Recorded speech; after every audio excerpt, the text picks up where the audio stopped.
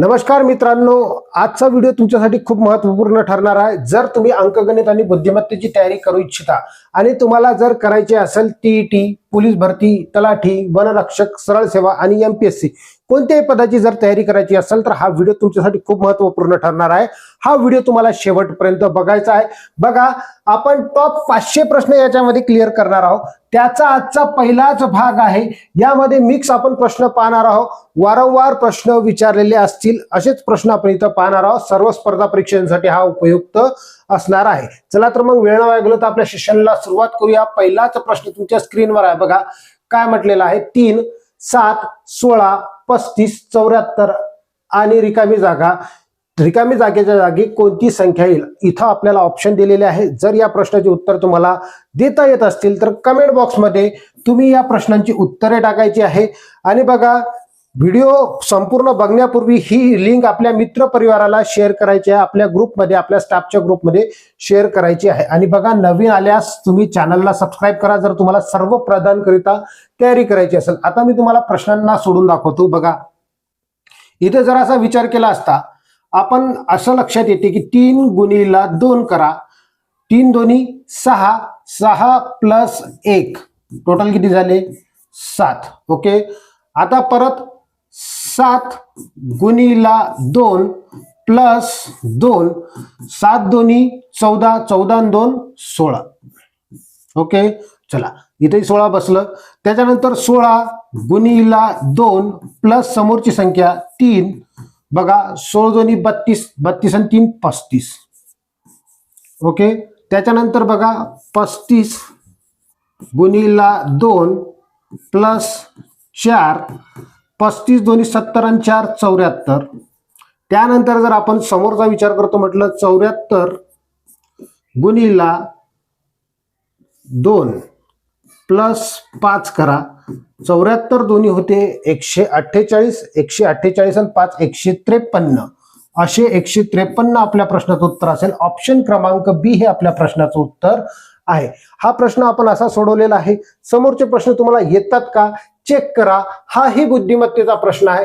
या प्रश्नाला कशा पद्धतीने सोडवणार आहोत कमेंट बॉक्समध्ये तुम्हाला आन्सर टाकायची आहे। बघा, काय म्हटलेलं आहे। 1, 5, 11, 19 रिकामी जागा 2 दिलेली आहे आपल्याला। त्याच्यानंतर 55, 71, 79 या संख्या मालिकेतील गाळलेल्या जागी कोणती जोडी येईल? अशा पद्धतीचा प्रश्न आहे। जर तुम्ही थोडासा विचार करतो म्हटले तर बघा, याच्यामध्ये 4चा फरक, याच्यामध्ये 6चा फरक, याच्यामध्ये 8चा फरक, समजलं? 8च्या बाद बघा 2-2च्या फरकाने वाढत आहे। म्हणजेच बघा, इथं 2च्या फरकाने वाढला, 8 आणि 2 10, इथं 29 यायला पाहिजे, 29 यायला पाहिजे। तर आपल्या प्रश्नाचं उत्तर समोर पाहायचं, चेक करायचं, हे तर येईल नाही, हे येणार, हे नाही येणार, 29 येणार, परंतु 41 बसते का? तर लक्षात घ्या, 29 म्हणजे 10 वाढवले आपण, 10च्या बाद 12, 29 आणि 12 41 होतात का? बघा, 29 प्लस 12 हे 41 होतात का? 9 9 11 1 हातच्याला 1, चला 41 होतात। म्हणजे पहिली जोडी आपली लागते। अशा पद्धतीने या प्रश्नाला आपण सहज सोडवलेला आहे। समोरचा प्रश्न बघा, हा प्रश्न परत बुद्धिमत्तेचा एक पाहायला भेटलेला आहे। बघा काय दिलेला आहे, तर इथं 289, 225, बघा हे समसंबंधचा प्रश्न आहे। या प्रश्नाचं उत्तर तुम्हाला येते का कमेंट बॉक्समध्ये टाका। सोपा प्रश्न, काय अवघड नाहीये। हे वर्ग संख्या दिसत आहे, तर ही झाली कशाचे वर्ग? 17चा वर्ग। त्याच्यानंतर हे कशाचा आहे? 15चा वर्ग। ओके, आता लक्षात घ्या, हे आहे कितीचा? तर हे 9चा वर्ग आहे। तर मग मला एक सांगा, हे 15 आणि 17 आणि 15 याच्यात 2चा फरक आहे, म्हणजे 2च्या फरकाने इकडे कमी होत आहे। तर कमी होत आहे, तर इथं कोणती असायला पाहिजे? 49 असायला पाहिजे। कोणती असायला पाहिजे? 49। 2 इथं जर कमी केलं तर इथं 7 येईल। 7 म्हटल्यावर काय? 49। तर हे सी आपल्या प्रश्नाचं उत्तर असेल। अशा पद्धतीने आपण याला सोडवलेला आहे। समोरचा प्रश्न आता आपण बघूया।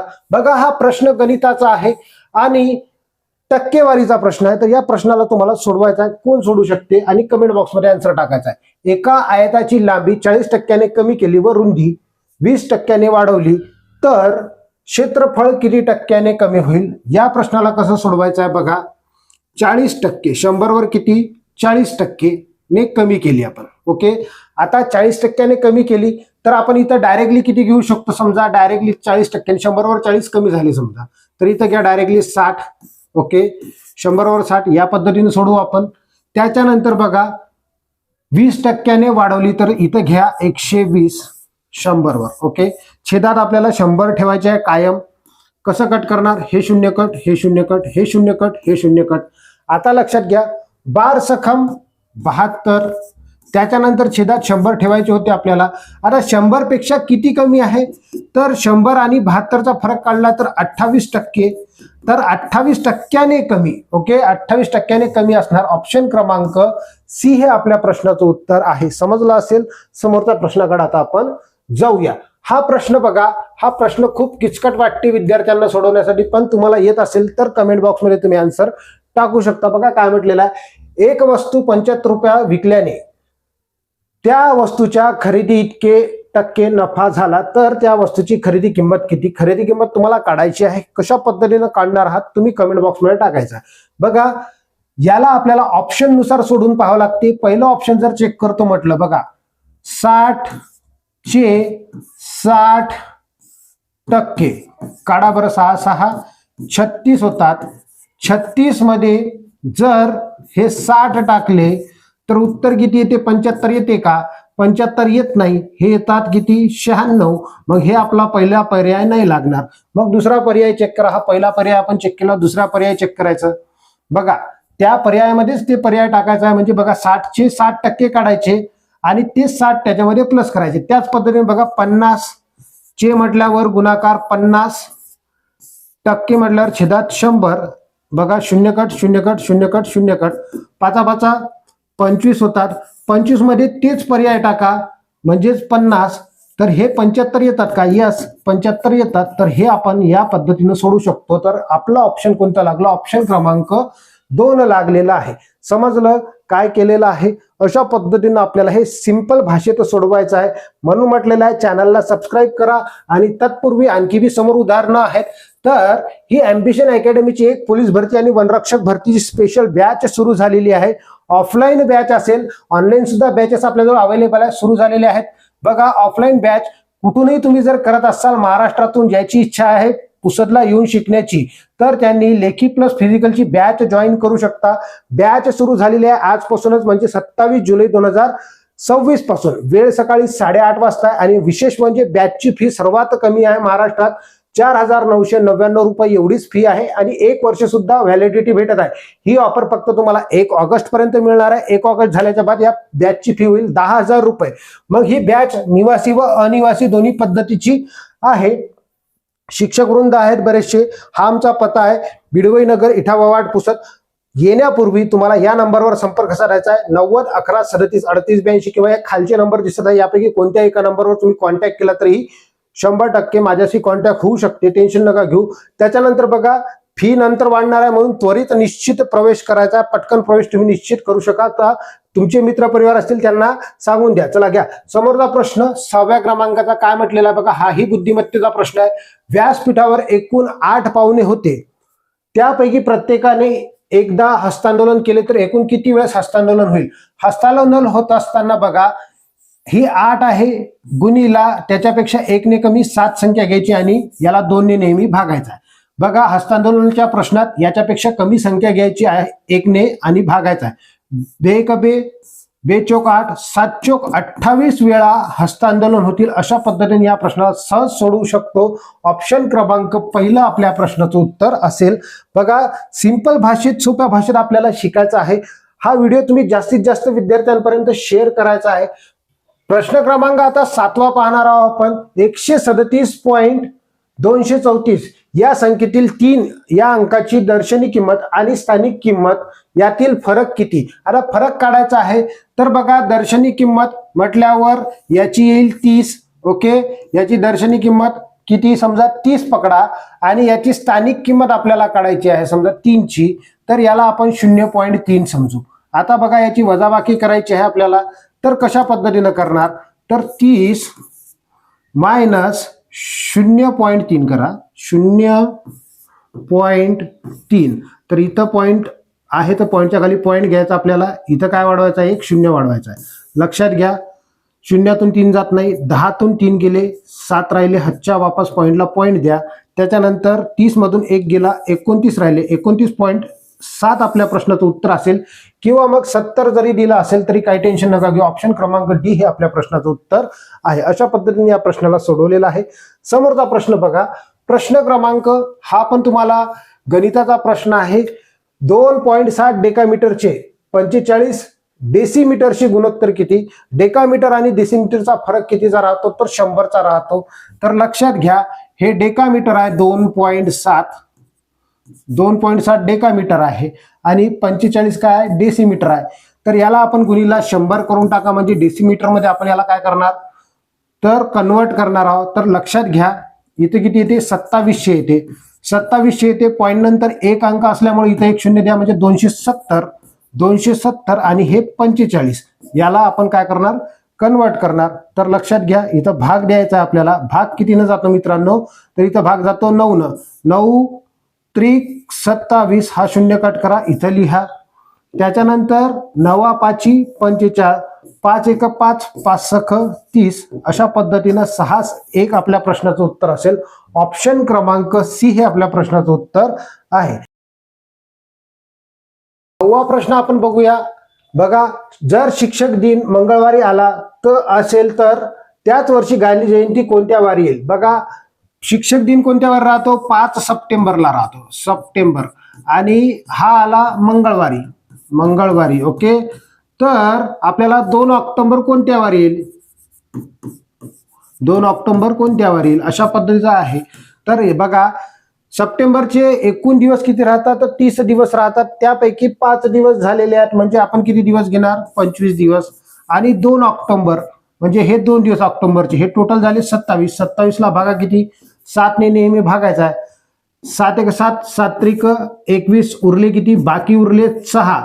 6 वार समोर जा किंवा 1 वार माग या, येईल कोणता? तर सोमवार येईल. अशा पद्धतीने याला लक्षात ठेवायचं आहे. ऑप्शन क्रमांक बी हे आपल्या प्रश्नाचं उत्तर आहे. समोरचा प्रश्न बघा, 10व्या क्रमांकाचा काय म्हटलेला आहे?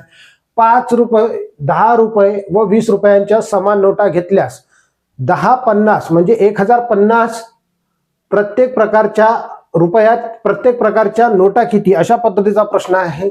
तर आपण काय करणार बघा, याची सगळ्यांची बेरीज करून टाका, सिंपल.